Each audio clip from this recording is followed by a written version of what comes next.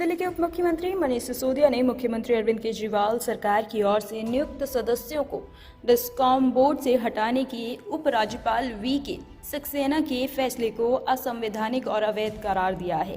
सिसोदिया ने कहा कि एक संवाददाता सम्मेलन में कि उपराज्यपाल ने दिल्ली की चुनी हुई सरकार द्वारा लिए गए फैसलों को पलटने का नया चलन शुरू किया है। सिसोदिया ने कहा कि एलजी को संविधान मानना पड़ेगा, बिना प्रक्रिया फैसले पलट रहे हैं। वहीं उप मुख्यमंत्री सिसोदिया ने इन आरोपों को भी खारिज किया है कि अरविंद केजरीवाल सरकार द्वारा नियुक्त सदस्यों ने निजी डिस्कॉम को 8,000 करोड़ रुपए का लाभ पहुंचाया है।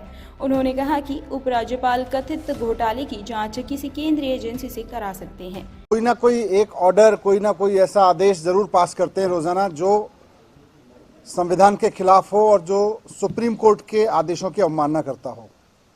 वो खुल के रोजाना कोई ना कोई आदेश पास करके बार बार ये कहना चाहते हैं कि मैं संविधान को भी नहीं मानता और सुप्रीम कोर्ट के ऑर्डर मेरे ऊपर लागू नहीं होते। एलजी साहब कह तो चुके ही हैं कि उनके ऊपर सुप्रीम कोर्ट के आदेश लागू नहीं होते, वो सुप्रीम कोर्ट के आदेशों को नहीं मानते, लेकिन रोजाना अपने आदेशों से भी वो यही साबित कर रहे हैं।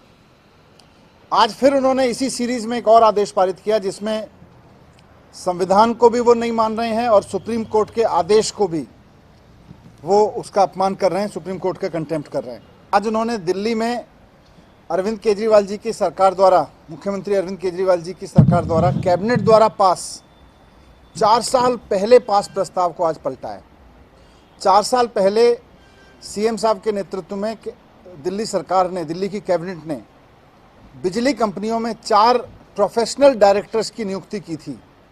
अब एलजी साहब कह रहे हैं कि 4 साल पहले जो फैसला लिया गया था मैं उसको डिफरेंस ऑफ ओपिनियन के दिए हुए अधिकार के तहत आज पलट दे रहा हूं।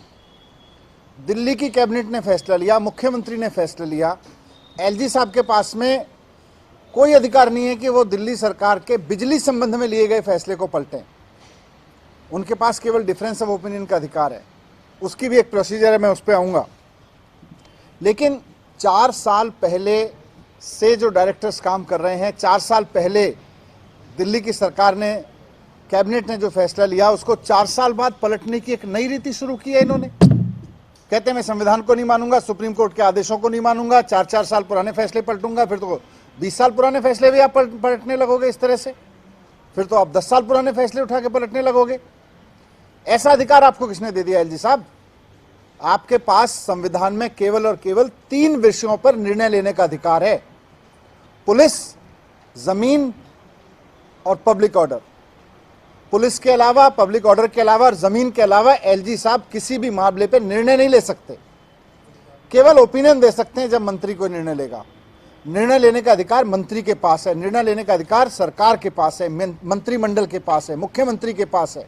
मुख्यमंत्री या मंत्री कोई निर्णय लेंगे तो आप उसकी सहमति असहमति दे सकते हैं, लेकिन आप 4 साल बाद उठा के किसी फैसले को पलट नहीं सकते।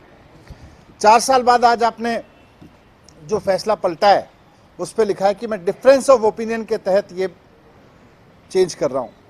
मैं फिर से कहना चाहता हूं कि डिफरेंस ऑफ ओपिनियन का अधिकार सुप्रीम कोर्ट ने, संविधान ने उनको दिया है। डिफरेंस ऑफ ओपिनियन का अधिकार एलजी साहब को दिया है। वो इसलिए दिया है क्योंकि दिल्ली देश की राजधानी है। 3 सब्जेक्ट पे डिसीजन आपको सीधे सीधे लेना है, लेकिन फिर भी देश की राजधानी होने के नाते आपको ये एक विशेष अधिकार दिया गया है कि आप मंत्रियों के किसी फैसले से असहमत हो सकते हैं। लेकिन माननीय सुप्रीम कोर्ट ने बहुत स्पष्ट शब्दों में कहा है कि ये जो असहमति होगी वो rarest of the rare case में होगी। वो कभी कभार किसी मामले में होगी जो राष्ट्रीय सुरक्षा से या ऐसे किसी मसले से जुड़ा हो। ऐसा नहीं है कि आप रोज चुनी हुई सरकार के फैसले को पलटोगे और बोलोगे मेरे पास तो विशेष अधिकार है। सुप्रीम कोर्ट ने लिखा है rarest of the rare case. अब एलजी साहब कहते हैं मैं तो सुप्रीम कोर्ट के आदेश को ही नहीं मानता, सुप्रीम कोर्ट के आदेश मेरे ऊपर लागू नहीं होते। ये कैसे होगा? जब सुप्रीम कोर्ट ने ये कहा है कि rarest of the rare case में होना चाहिए, तो ये रोजाना आप सुबह उठ के रोज सरकार के फैसले को पलटने का जो निर्णय ले रहे हो, ये तो गलत है। ये तो सुप्रीम कोर्ट को भी नकार रहा है, संविधान को भी नकार रहा है। Bureau report team, top story news.